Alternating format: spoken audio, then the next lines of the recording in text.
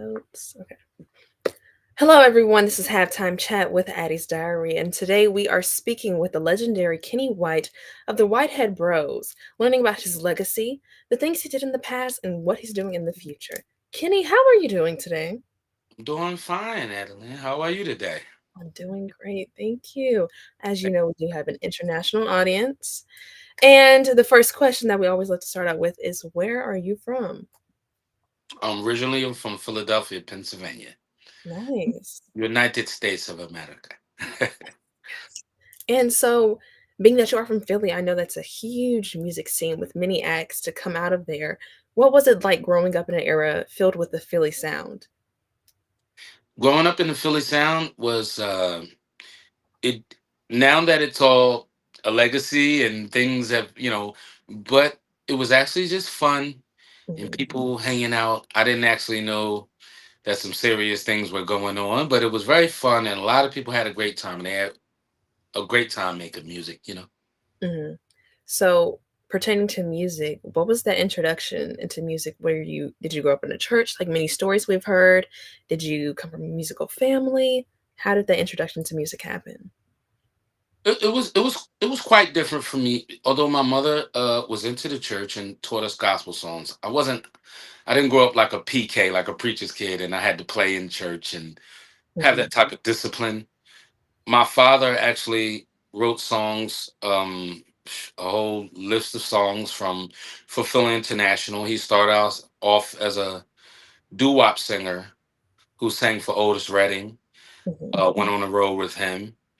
He was actually supposed to be in the plane crash, unfortunately, when Otis passed away, but he was supposed to be there.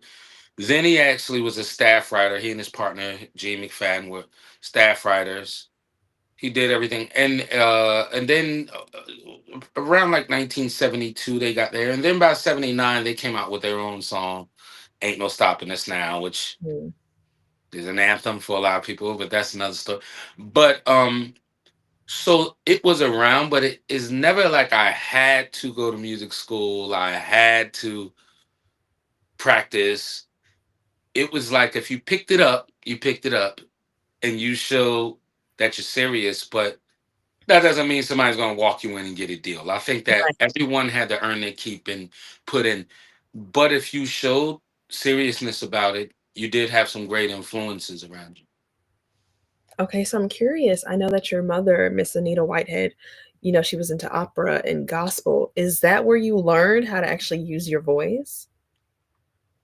Well, put it this way, she definitely would teach you. And if you were around her and you were attempting to sing, she would give you some coloratura, soprano, or teach you how to sing from certain parts of your diaphragm, Mhm. opposed to maybe some people have a voice in their throat, their nose, which all can be used, but she would teach you how to control things. Excellent songwriter, off the top of her head, excellent voice, diva, not in that sense, very loving person, but makeup, hair, everything. My mother was that type of person, and an excellent cook, a very loving woman, and yes, she did show my brother and I how to just be entertainers because that's what she was. She did shows. She sang Billie Holiday. She was just an excellent entertainer in the Mhm. house too. You come over the house, Right. we entertain and we have fun. It's nobody's on the spot. Everybody's relaxed and yeah. So I'm also, I'm sure you were young at the time when your father was working in the entertainment industry and writing these songs and being around legends and also creating a legacy himself. What did you think about that? Like, everyone, not to talk about regular jobs, but this is a job that, many people dream to have. So what was it like watching your father in the limelight?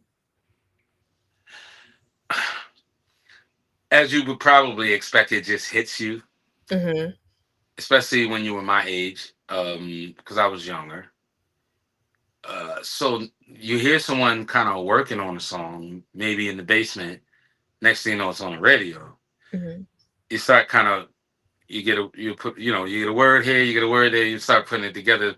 You have a sentence, and I think it every now and then I will probably pop into the record company with my dad, but not a constant. reminder of we're actually making music and putting it out. It was almost like we were living it. When Mhm. I started to realize things were getting serious and things were out, and my uncle Teddy Pendergrass was becoming a big phenomenon. And all. When I really started realizing that, I guess I was kind of already used to it because their lives in person were probably more exciting to me than it looked in the public. So it's like I get to be around the wild and crazy guys and the women, and then all of a sudden they're on Bandstand or Soul Train. It's like, oh, you're on Soul Train or Bandstand, but it wasn't like, oh, I hear it on the radio. So it never really hit me. And that music was pretty serious back then, like the Philly International music. So as a kid, it was a little deep, you know. But their personalities made it. That was the real show. It was like I was getting the real entertainment, and then the coming out to the public was kind of secondary to me. If that Mhm. makes any sense. Yeah, so your uncle was Teddy Pendergrass? Not blood uncle, but he and my Right, father. but Well, still my very father, right, wrote a lot of songs for him and Harold mhm. Melvin and the Blue Notes, which is the group that he and Harold Melvin was like an uncle to me. And so a lot of those people growing up, when people hear that, they think that because I'm in the music that someone just held you by the hand. It's Right. like a regular uncle that you have, and you got more of an Mhm, education just watching and observing mhm. than you did being taught. But yeah, Teddy, seeing him come in, I mean, I didn't know that he was some sex symbol that millions of women, Right. drooled at. It's just my Uncle Teddy. And, you know, So, being that you grew up around this era, I'm just guessing here, was it like 60s, 70s, 70s, yeah, 70s. 70s? Yeah, Did that influence what you and your brother did musically with the Whitehead Bros? it did. And it although we pulled, like I said, from different influences. Mhm, When I was young, I loved Heat Wave and Stevie Wonder, and mhm, you can, of course, like everybody else, the groups that are, it was a lot of soul and disco and funkiness, but we also had a thing with other genres, like, other genres like pop, rock, everything. right, I was into Jimi Hendrix when I was a kid, so it did influence us to actually just know that we could get together on our own time and make something happen, not so much as let's get together or we're going to be the next Michael Jackson type thing. Like, I never, of course, the GOAT, he Prince and, mhm, Stevie, but I never really said, like, I know some people that didn't really sing like that, but they wanted to be Michael Jackson. Everybody mhm. wanted, like we said, everybody went through their Michael phase. Right, But I also felt like I would have to draw influences that inspired me at the time at my age. So I think I probably watched in amazement, with the people around me because Wake Up Everybody and all these songs, like I'm freaking 5 years old, and growing up into that, I didn't want that responsibility on me to write songs that were so serious. I wanted to write songs about boogieing on down and the girl I mhm, like, and I didn't like. But then I, but then we did. We started writing songs like about inflation and things like that when we were younger too, because I guess that influence of writing about something of substance that sunk in, and it did with my mother's writing too. I think that sunk in, even though later on we in the '90s everybody was doing a '90s thing, but I think it did. I did the content of it did play a part. right.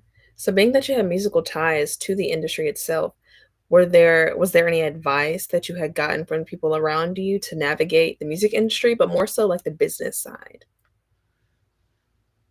Well, um, that was something to keep it totally honest.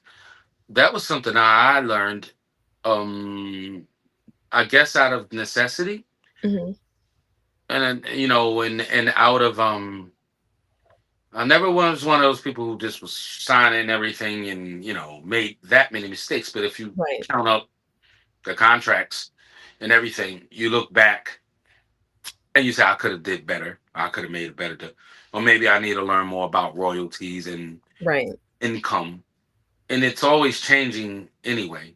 So I think I've learned some things from certain people that probably weren't my family that I've done business with, and like like a fellow who signed me to my publishing deal, James Jackson. He signed a lot of people from MCA Uptown, Aaron Hall, a lot of people you have on your show, or on halftime chat. He's came up with them, and so he and I are like family. And of course, it's up to me to take it to a next, because he's older than I. But me, I'm the type, you give me one word, I'm gonna hit the books and learn, so we can have an intelligent conversation instead of Right. someone always teaching me something. I can reciprocate and I can actually speak the language. And I think that's what the influence and advice was for me, is to do your own work and find out, learn the business yourself. Okay. So, what was the beginning of the Whitehead Bros, and how did it come to be? Well, it started from us moving one day, and the fella that was helping us move, he played bass, and he heard us. So we just had a little garage band, like we'd mess around. The first song we wrote was about my cousin. His name is Keith, and we wrote a song called "We Gotta Help Keith All the Time." we gotta, because he's still polite to this day. He's actually older, but he's like, "Can you please help me get? Can you help me get my hat out the closet? Can you help me do this?" And we were, everybody around us was talk so slick all the time. So it was funny to us because he was so polite. But we were like, we gotta help Keith all the time. And he'll ask. So we just made a song about it. And I think, as we say, bugging out, I think bugging out was the beginning of us jamming. And then when a fellow was helping us move, he played bass, and he heard us in a garage jamming while he was helping us move Mhm. to New Jersey. And he had songs. And he had those positive songs like The Cost of Living, Life is a Stepping Stone. And it was a little serious for us, but he pulled us to the side. And when he came back the next day, he bought his bass guitar and he set us on the steps and he taught us. And I really accredit him for making, his name is Barry Thompson. And even though he wasn't our blood, I said, I really accredit him for making the organized Whitehead brothers, like giving us parts to sing. And then we took that and built that and start trying to do steps and do shows with those songs. Mhm. And then we went to my godfather. Oh well, there's Kenny Gamble and Leon Huff. We went to Huff, I think, first. I don't think he thought we were ready then. Mhm. We were just like, hey, what the heck? Can we get on? Even though, and he was like, we might have been good, but he was. So after a while back, we came back, and I think Gamble agreed that he was getting a new deal, and I think he agreed that we had something, even though I was about maybe 12 then. Oh, Maybe that's 12. young. Yeah. So we made an album, and it wound up working out. We got it done. We toured all over, and that make a long story short, but we actually really got serious about it. And then that went on, and we were on Soul Train and did all that stuff. So then, the deal kind of simmered down, and we were going to make another album. And then life gets to life in, and I'm getting Right. jobs, and I start cutting hair. I become a barber, a barber.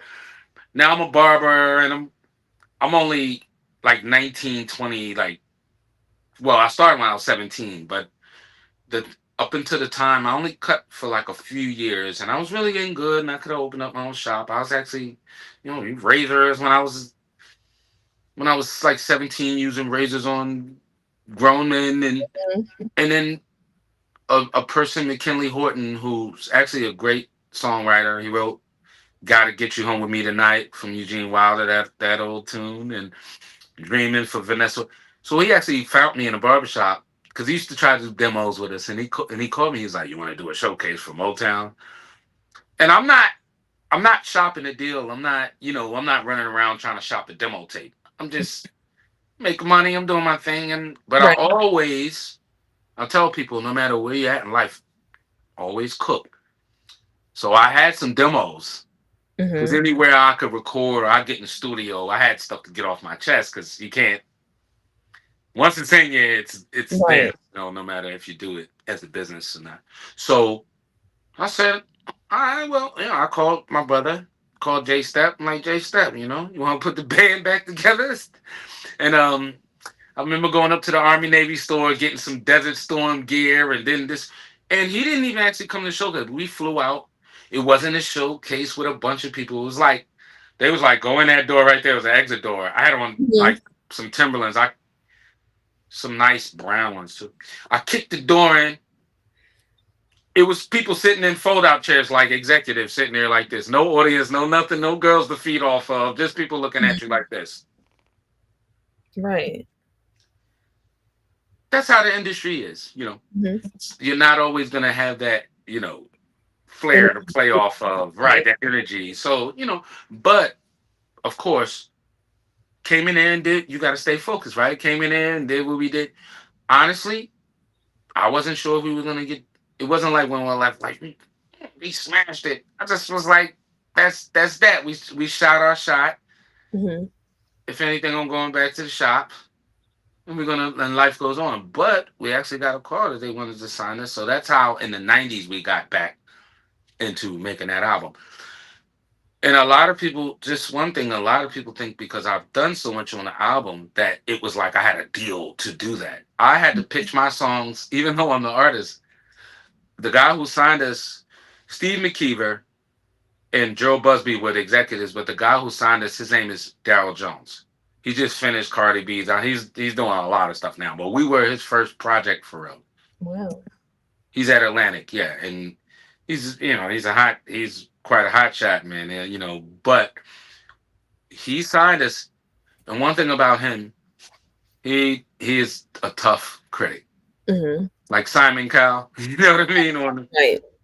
very tough critic. So I, a lot of people have want the perception of it's my album, I do all the songs. I know there are producers like that. Like there are groups that like it ain't a song if that person doesn't produce it. It ain't a group for that. But me, I'm 20 years old, 21, or whatever I am, and I had to pitch those songs I did for the deal did not get on the album. So I had to step my game up. And every song that I put on that album was personally pitched to him and approved, not like a song deal where it's like you got to turn in 10 songs, you better work on those Mhm. songs. I had to struggle like everybody else. I mean, if I hadn't wrote one hit song with my brother Earl Johnson too, who did 187 Forget It, if I hadn't wrote one of his own, then there would have been no songs on that album produced or written by me. I've just been an artist. That's how ruthless it is. It's like nothing is given. It Mhm. just had to say that because yeah. So it was a step by step thing. Right. Never felt like, oh, this is a slam dunk. They always kept me on my toes. Okay. So take us back to that era that in 1994, what was the creative process like when recording Serious on Motown? That's an interesting question because that album just came. If you listen to that album, no two songs sound alike, Mhm. which people have the option to do. But I hear albums where songs sound alike. I think they Mhm. kind of get a formula and they run with it. But that song was just a different producers, mainly me. I did have the advantage having the group with me, my brother and I, right? So I Mhm. could do demos. But there was songs we traveled, we recorded a lot in California, a lot in LA, we somewhat New York, Philly, of course. But I I guess I wanted to stay. Well, see, if you look at the '90s and the early, it was a lot of New Jack Swing and Teddy Right. Riley Mhm. sound, and all that, the Skippy. Mhm. I was already thinking like, by the time, because I used to love that music too, New Jack Swing and who didn't. But Mhm. we're in '93 and '94, so I'm thinking already it has to sound sonically different now Because if this comes out in 94 or 95, you have to be ahead of the time. So the process was kind of thinking it, sort of thinking ahead, thinking of hooks that would grab people's attention, thinking of words. And plus, we were always kind of a slash hip hop group too. So we incorporated a lot of rapping and hip hop with our stuff. Mhm. We just always love to rap. So kind of the creative process was like a lot of fun. Real instruments. I mean, we work with a co-producer, a friend of guy of mine. He's much older than me, but he worked with my father with Larry Gold. He worked with a lot of people but we were kind of his launch off again to start working with a lot of young people again to like Music Soul Child and R. Kelly. Right. But Larry helped us, especially me as a producer, through the creative process about technology and microphones and EQ and things that I had, you know, um, things that I wanted to build knowledge on. He was one of the people there that was, you know, I learned on the job, Mhm. and of course, he's around younger people with new ideas, and Right. for him to have seen such legacy, he's an older Jewish guy. He's like, Mhm. but definitely blood like family. But to see him see that process in the sound of Philadelphia, and then in our generation, and not look down on it. He always tweaked his mind to update. Like me, I don't have difference of what era, you know. In the '90s, of course, so that's why in the '90s I was already thinking ahead, and then I never get to the point where I say, the music ain't like it is today. I mean, I love new music. I mean, I don't want to hear any something that's sad, or making people do bad things, but Right. I also understand how the culture changes because I guess when I came out, when we came out with that album, I wasn't producing like that time. I was producing ahead of that. To me, Right. you know, so And I think yeah, that was a lot of the process, like in the production and so for your unique process, what came first? Did you hear the beat in your head first? Did the lyrics come first? What what was your specific process? I think it would change throughout the years what I focused on more. But back then, if you want to look at those days, I think um I think a lot of the concepts came first Mhm. because riding in the car, you don't have all your equipment there with you, but then again, you can sit there with your guitar or your piano and work some things out. So a lot of when you write songs on an instrument, a lot of that kind of um kind of builds it for you, the Mhm. chords and you playing Right. and I think you can build a track around that. Now, if I'm just feeling a track, I'm like, oh, I feel something. But at that time, I think a lot of the songs came first. I used to tell myself, and I always think about this too. I used to tell myself, if I can't remember the song, it wasn't a hit. Mm. That was a little arrogant, like but you're young, you don't like Now I can't depend on my brain. Like I'll think of a song. I better get on my phone and tap it out or write it out Right, because right. some songs you think and then you go back. Mhm. You're like, that was a great idea. I just have so many of them now. Mhm. You know. So I think in those days I would like have a song I want to work on, and I'll write it in the car on the way to the studio on my dictaphone. I would kind of use those a little bit, or I get in there and I'm like, I can't get the song in my head. That's how I know it's a hit.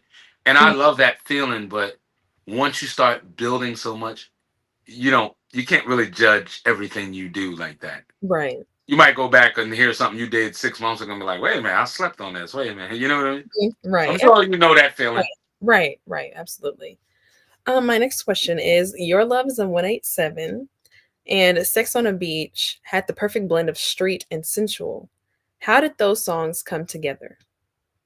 Um, Your Love is in 187 was a concept by my guy, Earl Johnson.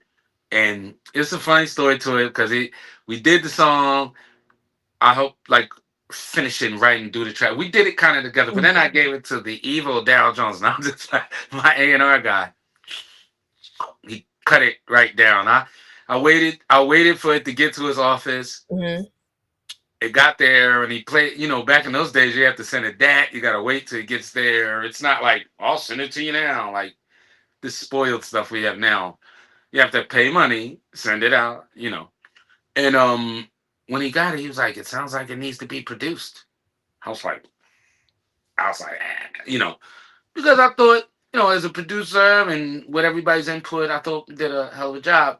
But one thing about things like that, I never take anything like that to heart. I Right. just so I reconstructed and tore down the whole, except for the sing along. Your love is a 187 thing. Rewrote the verses, did the music all over. It was nothing like you hear it now. Because I got mad. I was like, what does it mean it sounds like it? I was like, I was like, it's not gangster enough. You want some gang? I could put gunshots in it and everything. I'm like, is that gangster enough? Um, it wasn't nothing to say about it when I came back. Mhm. And and we always kind of knew that would be a single because it stuck out in the words and then Sex on the Beach. I don't know. I might have just been in one of them smooth R&B '90s 12 play R. Kelly kind of moods because I do think about Seems Like You're Ready, like R. Kelly Mhm. sings. When I hear Sex on the Beach and someone's but yeah, but Sex on the Beach was a drink. Mhm. And I used to hear about, see it all the time. So I always like making like double entendre things like it's I try to be a little bit clever about what I would say instead of I don't want to say anybody else's songs, but some people were just kind of like, all right, that's the first thing that came to your mind. We're all thinking that, but wait, can you be a Right. little clever about it? So let's have sex on the beach. It's the drink. You know what I Mhm. mean? But I can't help. I mean, right? I'm sure no one can help but think about what I'm actually saying. So, Right. and that's the song that I wrote by myself actually, and it was our third single off the album. Yeah, as you know, probably. Mhm. Yep. And I do wanna talk about my favorite song from that album was "Beautiful Black Princess." Where did the inspiration for that song come from? Because 'Cause I'm listening to it, I'm like, "Oh my gosh, this deserves more love," which I will put in that video that I make on the Whitehead Bros. But I'm like, "Oh my goodness, where did the inspiration for this particular track come from?"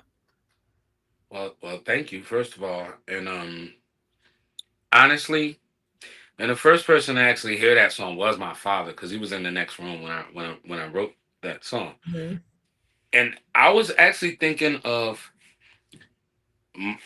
Maya Angelou, Phenomenal Woman, mhm, her phenomenal. poem. Yes. I was Yes. thinking of that. I was thinking of Stevie Wonder. And I was thinking of nowhere near had a child then, but I'm thinking like one day, because I know all the all the other guys get rough boys. I say I know God's gonna give me a girl just to cool me out. You know what I Mhm, mean? Just to mhm, put a little let me give you a little Achilles tendon, you know what I mean? mhm. So but I thought about it because in this time we got songs out. It started getting crazy with the bitchs and the all. You know what I mean? Started getting crazy, and I'm thinking like, wow.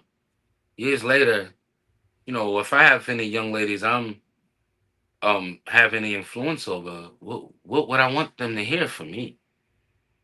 And I'm like, I want, of course, you grow to be a queen and a goddess and but I wanted to know the younger ladies, you're beautiful, and yes, I want to say black because we need that. Mhm. Even though I grew up around all cultures, you wouldn't believe it. I used to live with Italians, live with this, live with but I'm from around the way. I'm from around the way, my peoples, and I felt that we needed for our young women to feel number one confident about who they are, Right. and of course we know the standards that are out there. we're not all gonna look alike, but you have to have that inner beauty, and it's a message also to the older, like I said, your some young black girl's fantasy, just an image of what she like to be. I mean, they want to be like you. Mhm. And just the same thing with the guys, but I just felt like since the guys are spending so much time and the ones that were in my position want to be freakazoids and I did a lot of that music too. And I Mhm. tried to be clever, but everything it was about that. But I also had to make a dent in uh, inspiring and putting something deeper inside the hearts of young women. So, and that song has in like out in the Oxnard, it's been used at debutante ball. It's actually the thing for a debutante ball. We did Mhm. it for a pageant in Disney. Mhm. Um, a lot of things in it, even though it wasn't a single, which wasn't my choice. I think eventually we might have, could Right. have been, but it did exactly like you saying that yourself. That's exactly why I created that song. That was a song I did. I wrote by myself as well. Not, I wrote it by myself, but the words wrote itself. It wasn't like I was like, coming. It just started flowing, and then of course we put real strings on with Larry Gold. He helped me put real strings on. I played the grand piano. It's not even a beat, as you see, because I just wanted people to focus and float. And if it did that, you it brings me great merriment to know that the That's my purpose for favorite. that song, the purpose for that song, I wrote it for you. You know what I mean?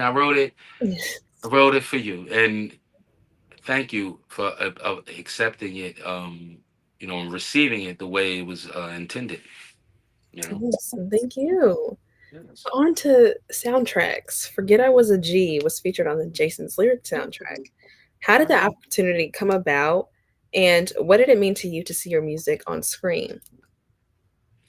Well, forget I was a G. I think came a little mid album, later album, and I remember singing it to Daryl, not even having the song done. Just he was like, Mhm. "Yo, that's he liked it already." So we did the track, and then there was I like I said, I was going soundtrack hunting. I was like, I want to in between albums. I said, let's just get on soundtracks in between this and the next album. So I think through the company, through the word, someone had said Mercury's doing Mercury Records. We're doing the soundtrack for Jason. Because I used to get little scripts and pitches to Mhm.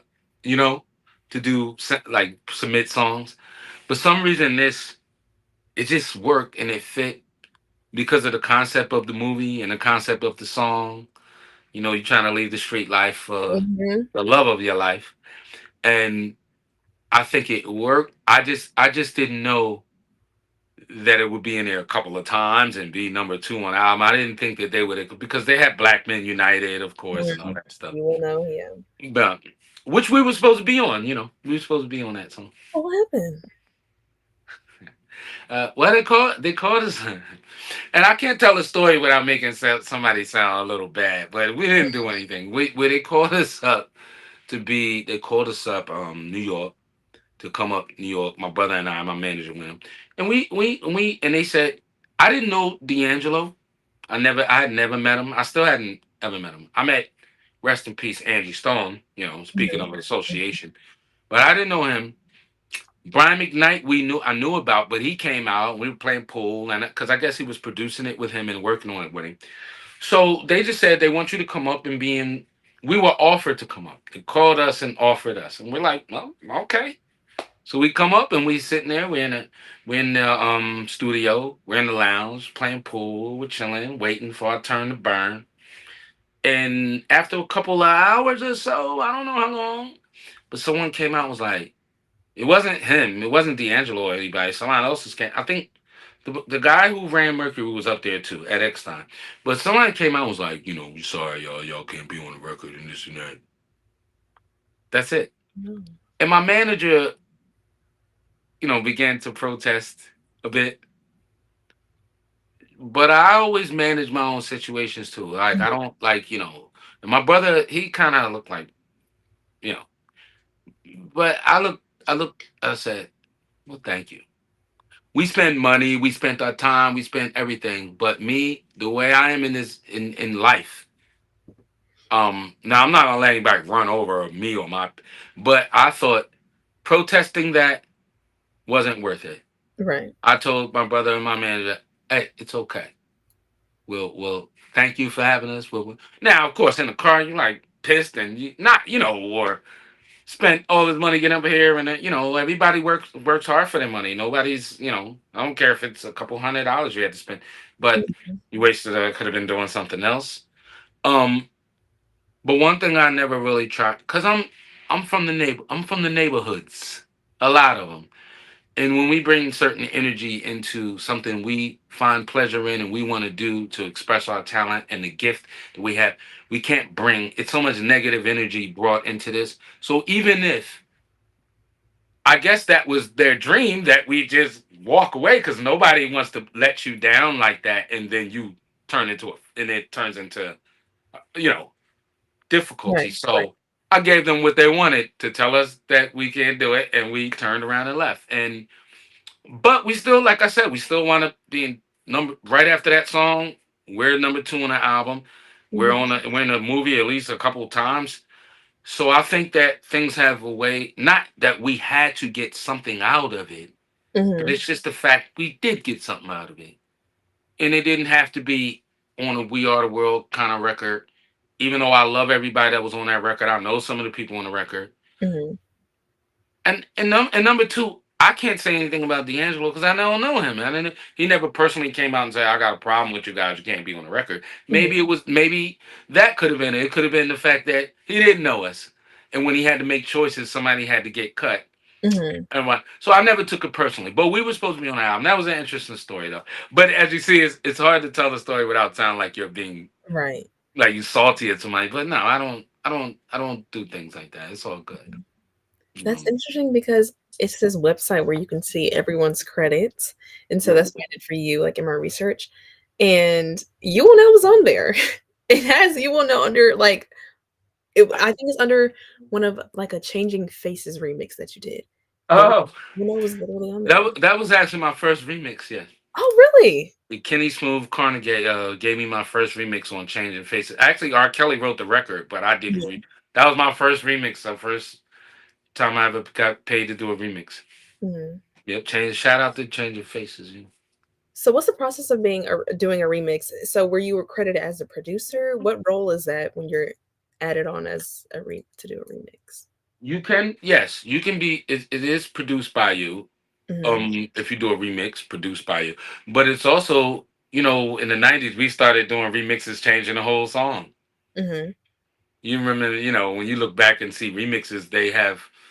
Or you might hear a song for the first time, but the remix gets bigger right, than the original. right, So you can just get the vocals and do new music to it, or you can just recreate the whole song and call it a remix. mhm. That started happening a lot. So I did it. after Yeah. so after the last album that you all did, was there a reason as to why you didn't do another album after that? We did. Mhm, And actually, it's kind of highly sought after in other places where people are, Whitehead Brothers are avid listeners to the way. Because so when Motown switched hands from California mhm, with um Gerald Busby and Steve McKeever, it went over to New York with the old MCA crew. So Andre Harrell, rest in peace to him, mhm, took over Motown.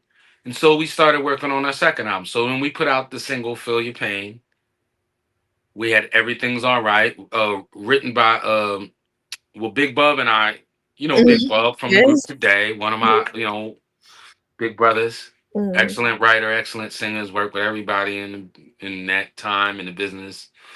So we did that. We did a video for that. And then I think there was a lot of internal things going on. and things that were a little above my head, that was going on there. And even though you could consider me like, a front man of the group, because my brother kind of stuck me out there, even though my brother's like, rest in peace to him, but songwriting genius, singer, crazy. He always like stuck me out in front, like this one young gun right here. I'm gonna stick him Mhm. out here and put me on the spot. And but I felt like when there's things going down and things like that, I'm the first person to say, just like the Black Man United, I'm the first person to say, hey, you know, I'm gonna zig while you zag, Right. and because your peace and everything and the politics are worth fighting for some people. But this business to me is a thing where I want to enjoy it, and I don't ever want to wake up tomorrow and say I hate music because of what has ever happened in the business, and I never blame any. I On one of me and Namdi's interviews, it said Votel sabotage, and I told him, I said, but I never said that. I never blame any record companies for and walk around salty, and it just didn't, like relationships. You Mhm. just part ways, Right. and I don't feel, if you want to talk about putting money behind people, right? That's going to make a difference. If somebody puts $10 million behind your project, you know they're going to see you everywhere. Mhm. Hopefully you're good and everybody likes it, but you're going to have more exposure. So when it came to that, I think that we tried. We gave it the old, you know what I'm saying? We gave it the old college try. But it's easy to fall off when nobody's pressing and pushing. And Mhm. if I stop pushing, then I just, and I did. And because honestly, the artist thing for me, I was always on the edge. I'm more like a producer. I like to be in the studio. I like to be behind the scenes. Right, great job for me being out there all in the front. Like, but you would Mhm. never, right? You would never know. It looked like I want to be that dude, but it was so easy for me to kind of sneak out the back door, like, oh, I can get back to producing again. Right. But we did make a whole album. We got songs with Faith Evans. We got songs with like we got crap. Where it is and where the masses are and where that album is something that a lot of people have been asking about. Mhm. But who knows? Maybe some of those things might surface just for love's sake. Okay. Yes, we hope that it comes out and we get to enjoy it as well. Yeah, My goodness. it So was I some good stuff. Good stuff on that second yes, album. yes. So Third album, really, but second maybe album with Motown. yeah. So somehow maybe it can turn up Yeah, somewhere, and we can yeah. yeah. I'm working on it. It's like one of those Indiana Jones missions again because To just find it. I never like, shame on me. But I move around a lot. But I'm not sitting around like, oh, I got all the masters, all the tapes, because there a lot of things are scattered around. But I do have great relationships with people, so I'll try to get with them. And Mhm. I have what I have, but Right. some of those things are. And Motown is supposed to own all of those masters and everything, but you know how it goes. Yeah. Unfortunately, yeah. Nah, So, and if you, well, people can't have it both ways. If you're not interested in them, then I am. If you are, then do something with them. It's not like somebody there was there when I had a deal. You know what I mean? mhm. There's different. There are people who stay in the game for that long, but things change hands, and you know, I can't pop at but Motown like I'm some priority right now, like Right. 30 something years. But there's ways of getting what you want. If you can make something out of it, then you do your best. I mean, I go with Europe. I mean, how you think I mess with Namdi? It's like Europe, America. I'm not. I want to. I guess I want to provide uh what I can provide that I'm here. My father's in here, my brother's in here, my mom. I want to provide anything that I am able to anyone who is interested in the music that we make. And a lot of those people, because we did go on tour with Teddy Riley, and we did go over there with Warren G and Adina. We opened up for Teddy. We were there in Hammersmith, the best place you can perform right in the middle of London. So we put in work. A lot of people think if you don't make it here, you go to Europe and they like anything. They're the toughest critics I ever met in my life. Mhm. They just don't they don't abandon their cult, like what they love. If they love R&B, they love 90s music, they still love it. And Mhm. they do shows to that effect. They do DJ Clash, and the Jamaicans will, because they got a big reggae thing going on out there. You know Right. that, So they actually take time. A lot of the shows and things I do out there, they're reggae people and of course European, but they stop. The reggae stopped for a minute to play 187 or Forget I Was a G, and they like the bomba clap, bomba clap. But I have to respect people who respect what we do, and I don't look at them as an easy target. I just think that we're a little fickle here sometimes because we have a lot of supporters here in America. So people say, "How come you don't ever do shows here? How come you always going to London or this person?" Well, I haven't been here in 30 years. I've been hanging around in America in other places, but not Europe. I've been hanging around here. I'm on Instagram. Nobody's like banging my door down. But Mhm. those people are passionate about it. And that's no different from Jodeci, no different from H Town, no different from they respect their artist and they want to bring them back, and they do. And they Right. love it. So we're one of them. They don't see a difference between us and any of those other artists. All they know is that we love the White Brothers. They're in our collection, like you know what I mean? Everyone else. And that's where it is. You know, what I'm trying to say is I love people over here, but it's not about judging you over there about like if I didn't see you somewhere on your MTV Cribs in a mansion or at the Grammys or performing everywhere or up everybody's behind and you're not doing anything.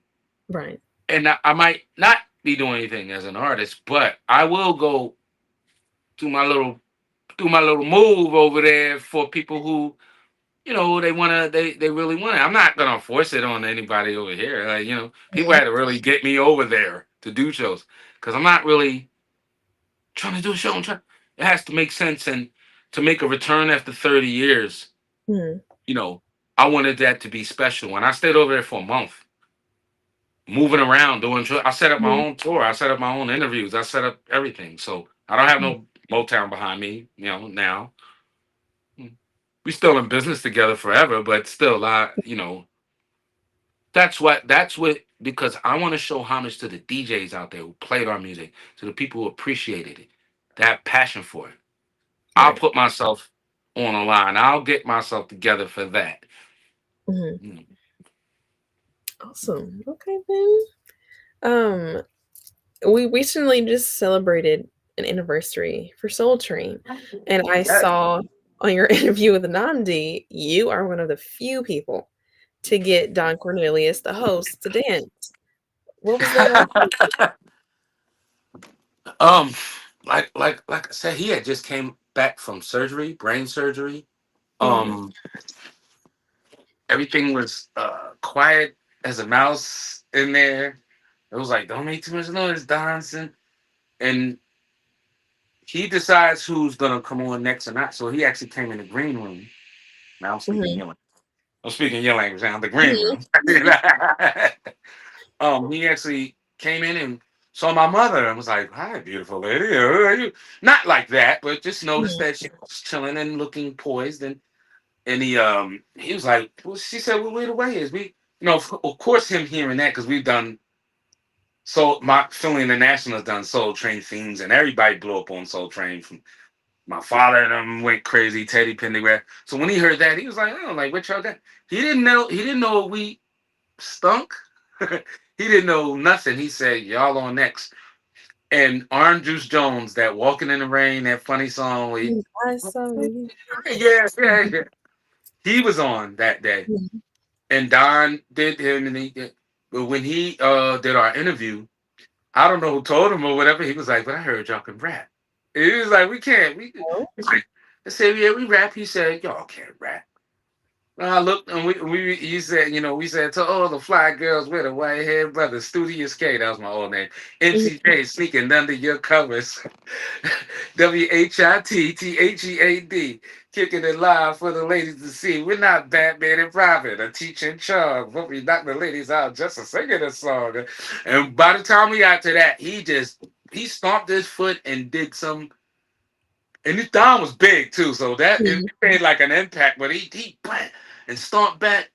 They went nuts in there because of him coming back from surgery and everybody Right. eggshells. But that felt special. I never, and they used to stop Don from dancing in the line dance. They were like, "No, Don, no, Don." I think he went down there one time, and they was like always making fun of him about Mhm, dancing. So that did feel special to get here. Mhm. mhm, That did feel to touch that. And then the other two times that we were on Soul Train, because we've been on there like three times, mhm. there were other hosts. So I really felt lucky because we caught Don. Rest in peace to Don, and shout out to Soul Train. It was nothing like waking up Saturday morning watching Soul Train. It was nothing like that. Oh, I bet, and such an amazing experience, that's such a just a gem in our history of music, and the fact that you got to experience it, many acts and Yeah. iconic. Everything is iconic, so yeah. That's 6 songs because you do two a piece. So Mhm, the first one we did two. Second mhm, time we went back with 187. Then we did when we started that third album. So we got all the way up to Soul Train with the song we did with Bub, and mhm, we already got up to that. So yeah, it did look like we were going to just launch off and just kick another album. But I mean, Soul Train. It's like wow, you think about it, and it's like wow, we already did it like 3 times. mhm, 6 songs. I can't even get all the videos from Soul Train, but yeah, mhm. they're out there somewhere. Somewhere. Maybe on, like, an archive, Soul Train archive. Yeah, yeah. Well, I do wanna speak about the memory of your brother. What I've noticed is that you speak about him in the present tense, which I absolutely love. Can you share a memory, one of your favorite memories, whether it's being in a studio together or on tour or writing a song? What are some of your favorite memories? um, musically, and when you are on tour with somebody who you grew up with as a big brother, you kind of get to know people a little differently too. Not in a bad way, but Mhm, so memories. A funny memory one time. This is funny because we did a show. And I'm just gonna think about something. I mean, they're touching moments when you're like, hey, we got a bond, and yeah, it's like we out here in the world, but we're brothers, and it's right, real. It's really manifesting itself how close we are because we're out here amongst other mhm, people. But my brother, one time we did a show, it was Usher. Usher's like a little brother to me. Like I haven't seen him in a little bit, but that's my little guy since he was like 14. Always a nice, mhm, nice fella. Um, So we did a show with Usher, H Town, and Whitehead Brothers, a few other people. So I mean, we were doing soundtrack, and we in the bleachers. Me, Dino, rest in peace to Dino from H Town. One of the greatest singers ever. So we like chilling, like in the stands, like feet up, and we're like, and somebody said, "Oh man, it's gonna be some singing in here tonight." I'm like, "What?" What? I said, they talking about what? You, man. I was like, get out of here, like y'all. So we're mhm, all doing that. So later on, the show goes on. We do the show. My brother was always trying to get me like take my shirt off and all that stuff. He like peel off the shirt. I wasn't. I'm like shy. I'm like I wasn't really into that. Like I know that's what you're supposed to do when you're out there. I'm just a modest type person. I'm just like I ain't doing all that. Man. So so I got a little close to the stage, and he like, and the girls grab me, no thing to my ego. I think anybody on stage, they're gonna grab you, I guess. mhm, They're like, eh. So my brother pulls me back, slings slings me back. It's almost like I saved your life, you know.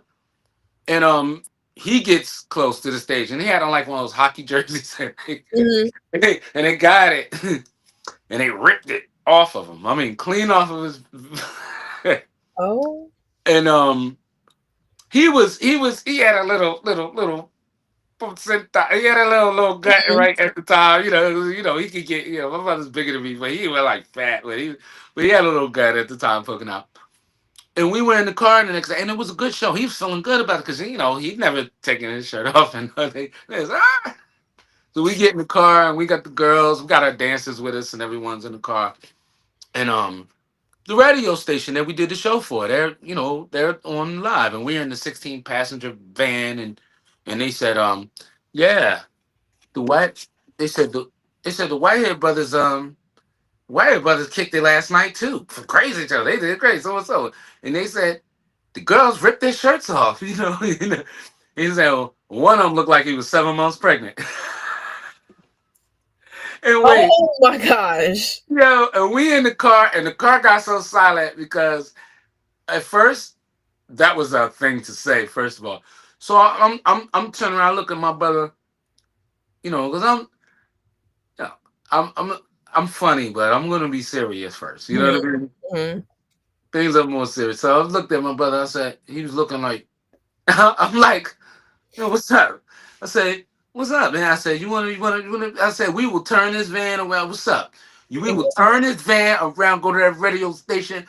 They don't insult Jay Step like, and he like, and everybody's quiet, the dancers quiet. And I was like, you wanna go? You wanna go right now? Like, no, seriously. And I was like, you insult my brother. I said, no, we going up there. My brother just went and he cracked this crooked little smile. And I said, is it okay now? He said, nah, man, I don't want it. I said, is it okay now, though? He said, yeah. I said, everybody, let it go. But he's such a good sport. Because we Mhm. had laughed, because I'll take my crew seriously. Like, anybody with us, I don't care who you are. You with my, Right. yeah, you come to me, I'm like, we're going to do something about, something. Not Mhm. in a violent way, but I'm just saying, you come to me with your grievances. I didn't leave things on role managers, and even though they took care of their jobs, I'm the person I'm doing wellness checks on rooms, like y'all good in there. Mhm. Yeah, dancers. I mean, they freaking disappear sometimes. Mhm. Rest in peace to my brother, but always, but I was the one who, you know. So I'm singing lead, I'm doing this, I'm producing, but I'm also the type of person that's like, if anything happens to any of us, it ain't any turning back, right? There's no turning back. Right.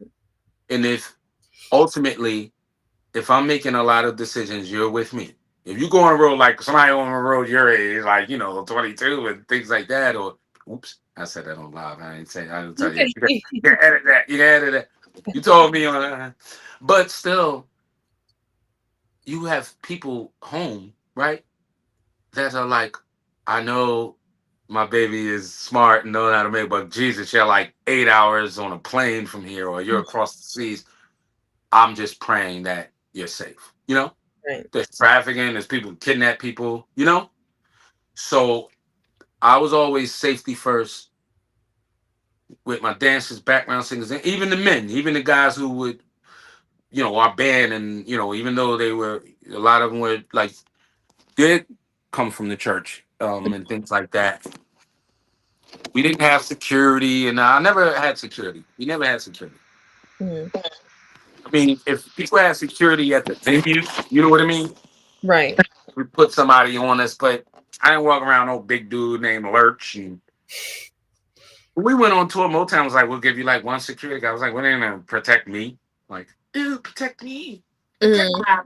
me. No, just like I got females out here where it's like, you can protect them. Like, I don't. Mhm. Well, I never got that part of the business because it's like, I guess you're supposed to think like, hey, I'm the star. Man. That part never clicked with me. Mhm. I'm thinking like we're all out here together.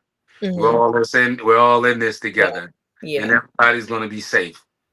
It was never like when you knock on my door, you didn't have to like there's some big party going on in there, and I gotta come to the door with no shirt on. Like, what's up? They like Mhm.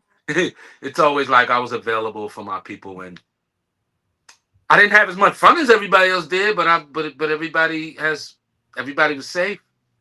That's good that you kept everybody, in check, Yeah, protected.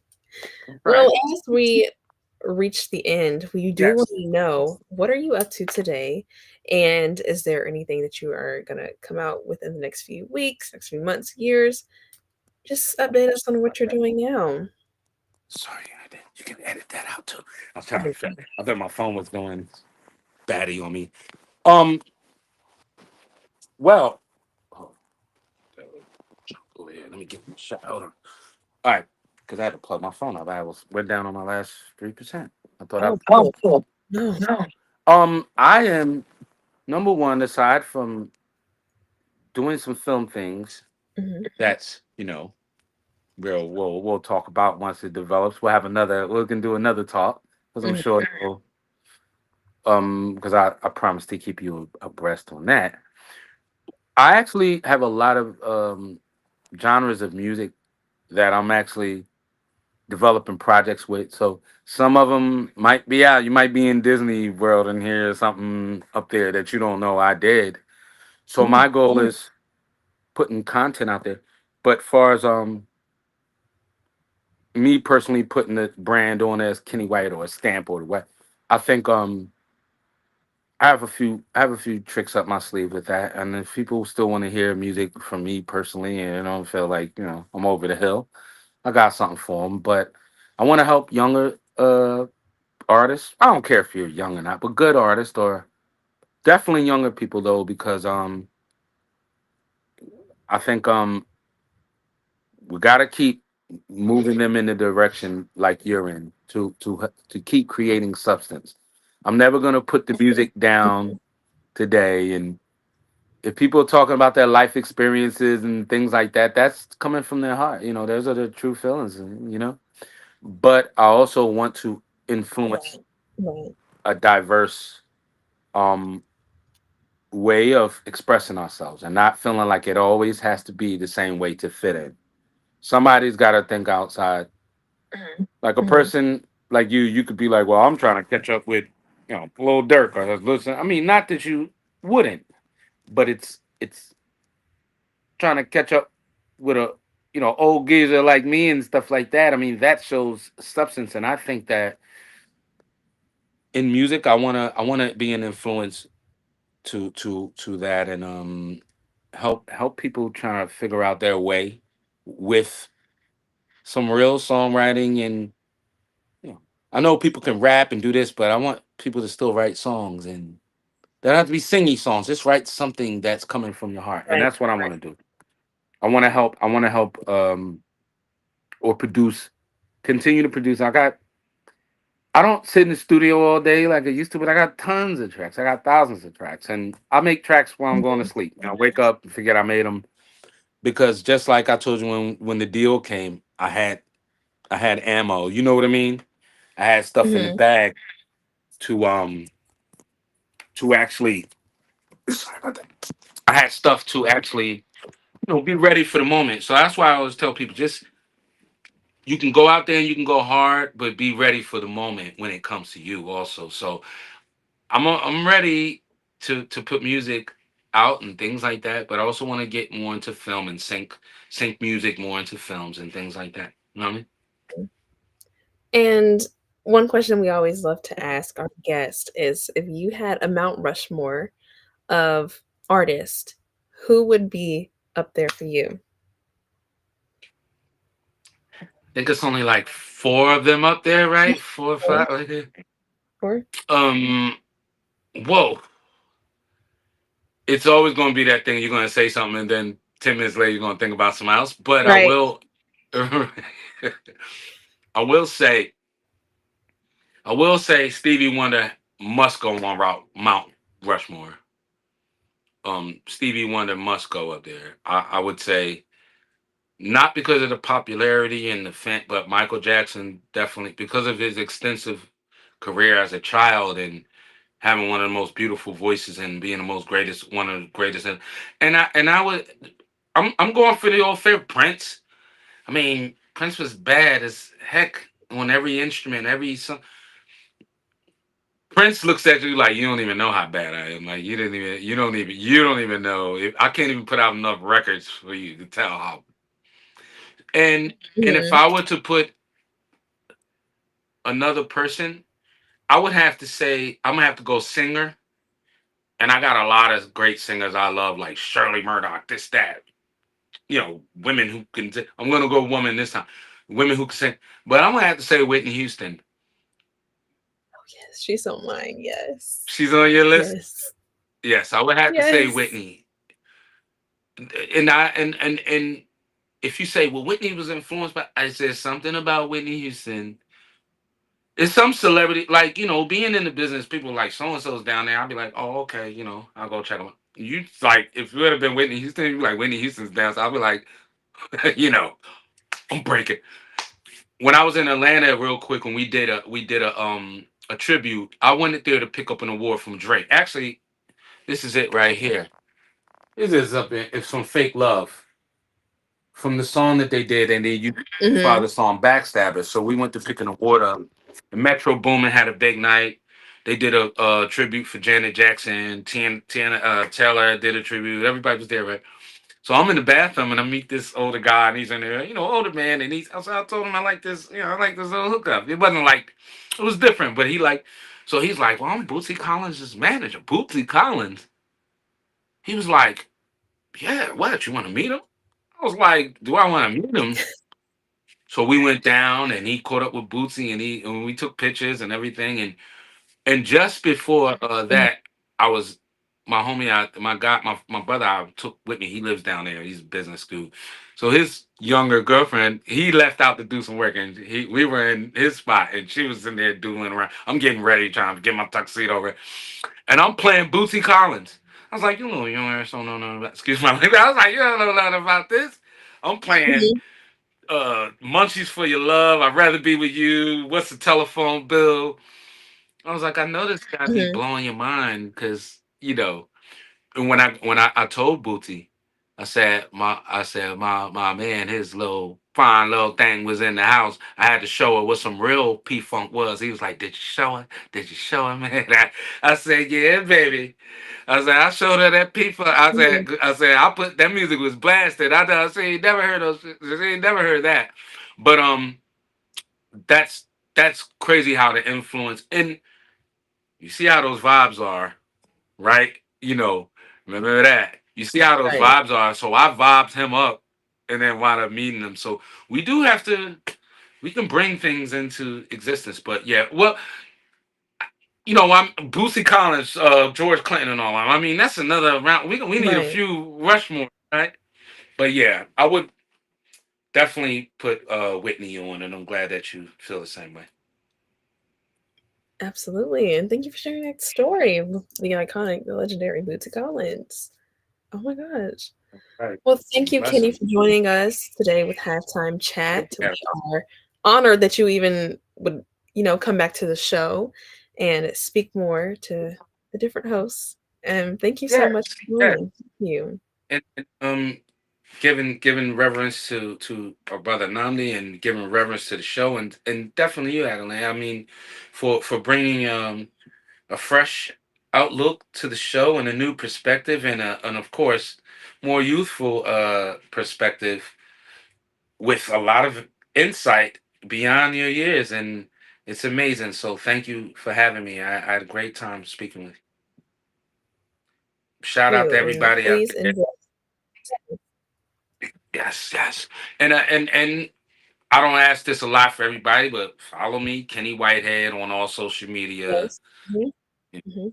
Make sure it ain't no scammer. It's just my name, Kenny Whitehead. And anybody Mhm. wants to um, see what I'm kind of up to with Europe and things like that, I'm on there. So and follow, please keep the follows up for Adeline. Please. You know, Thank I you. got a few people who I was talking to and they popped on in. So you should see some followers pop because I'm like, nah, you guys gotta check Mhm. her page out. So shout out to you. Thank you. Thank you. Shout out to you. Thank you. Thank you. Thank you. And Right on. please, Kenny, enjoy the rest of your day. And we hope to see more of you and keep in touch. Yes, Awesome. Appreciate you. Enjoy the rest of yours too. you too. Right. Thank you.